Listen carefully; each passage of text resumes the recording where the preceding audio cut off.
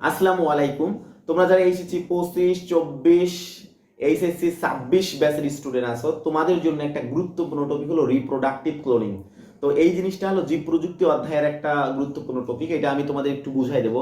তো তার আগে তোমাদের একটু বলি যে জীব প্রযুক্তি পুরো অধ্যায়টা তোমাদের একদম এডমিশন থেকে এইচএসসি পর্যন্ত যা আছে সবকিছু আমি খুব ভালোভাবে বুঝাই দেওয়ার চেষ্টা করবো। এর জন্য তোমাদেরকে কষ্ট করে এই পোস্টের কমেন্টে কমপক্ষে 15 জন মেনশন দিবা এবং যতজন পারো ইনভাইট দিয়ে আমাকে ইনবক্স করলে আমি তোমাদের প্রাইভেট গ্রুপে যুক্ত করে নেব ইনশাআল্লাহ। তো আমরা শুরু করে দেই রিপ্রোডাক্টিভ ক্লোনিংটা আসলে কি জিনিস। তো রিপ্রোডাক্টিভ ক্লোনিং এর জন্য তিনটা ভেড়া লাগে। কয়টা ভেড়া লাগে? তিনটা ভেড়া লাগে, ঠিক আছে। তো রিপ্রোডাক্টিভ ক্লোনিং এর মাধ্যমে কিন্তু প্রথমে একটা ভেড়ার জন্ম দেওয়া হয়। এই ভেড়ার নামটা একটু আমি বলি। এই ভেড়ার নাম হচ্ছে ডলি। ডলি ভেড়ার জন্ম দেওয়া হয় 1993 সালে। 1993 সালে রিপ্রোডাক্টিভ ক্লোনিং এর মাধ্যমে একটা ভেড়ার জন্ম দেওয়া হয় যার নাম হচ্ছে ডলি। ডলি।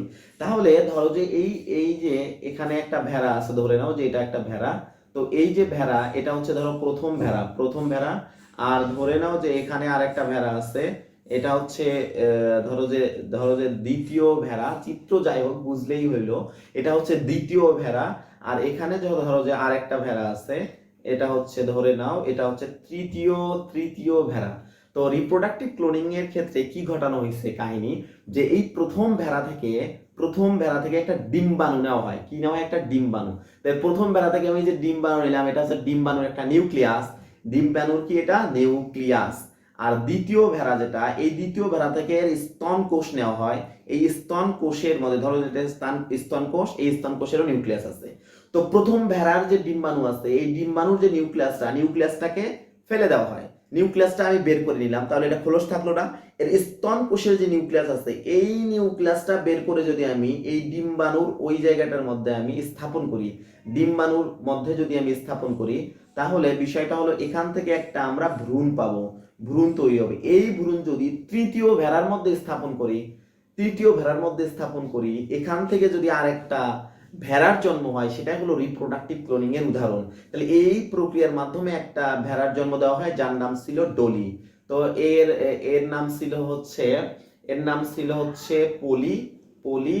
আর এর নাম ছিল এই দ্বিতীয় ভেড়ার নাম ছিল হচ্ছে মলি।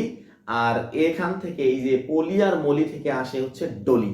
এই ডলির জন্ম দেওয়া হয় 1993 সালে। জিনিসটা আরো ক্লিয়ার করার জন্য আমরা এটার মধ্যে দেখি যে এই যে পলি থেকে একটা ডিম্বাণু নিলাম আমরা, আর মলি থেকে আমরা একটা স্তন কোষের নিউক্লিয়াস নিলাম, ঠিক আছে।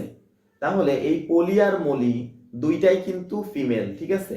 এখান থেকে আমরা এই যে যেটা ডিম্বাণু নিলাম, এই ডিম্বাণু নিউক্লিয়াসটা আমি ফেলে দিলাম, তাহলে একটা খোলস থাকলো না? খোলস থাকলো।